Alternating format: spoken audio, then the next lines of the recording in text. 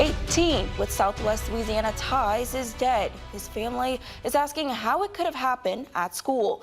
I'm Haley Jefferson, and in tonight's top story, a Houston area school district is under fire after a 13-year-old collapsed and died during a basketball practice.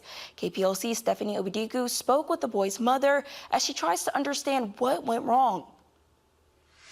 November 14th, Xavier Thomas was all smiles after he learned he made the middle school basketball team. Who made it? I made it. Who made it? I made it. Who made it? Me! Yeah! But just one day later, the 13-year-old suffered an asthma attack at practice, collapsed, and died. I'm so heartbroken. Like I want my son. His mother, Brittany, originally from Lake Charles, received a frantic call from her son's teammates saying that he was having an asthma attack. Xavier was a multi-sport athlete whose condition was manageable. His asthma has never been a problem before. You could hear kids screaming, "He's having a seizure, he's having a seizure." Brittany says that students try to get his inhaler, but it was locked in his locker.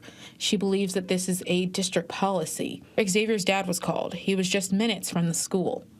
The coach came and got the phone from the student and said, "Has he ever had a seizure before?" And my husband was like, "No."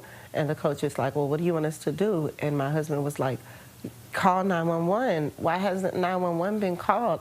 Eventually, 911 was called, but Brittany said it was 30 minutes after she was initially called by the panicked students.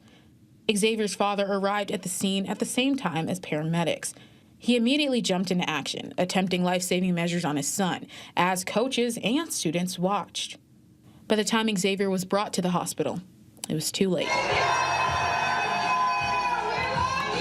And I held his hand, and I said, "Xavier," I said, "this is your mommy." I said, "Feel my tears. Please don't leave me. You would think it would get easier." I was like, "Don't leave me." And he passed away. After laying their son to rest, now the Thompson family wants answers. Why was the call for help so delayed? Why did it seem school officials were unprepared? And what change can be done to prevent another tragedy? In Lake Charles, Stephanie Obidiku, 7 News. According to reports, the school district offered counselors to students at the Houston area middle school, but have not yet answered any questions about the incident. Brittany is urging anyone that works with children to learn CPR and other life-saving measures so they are ready in the event of an emergency.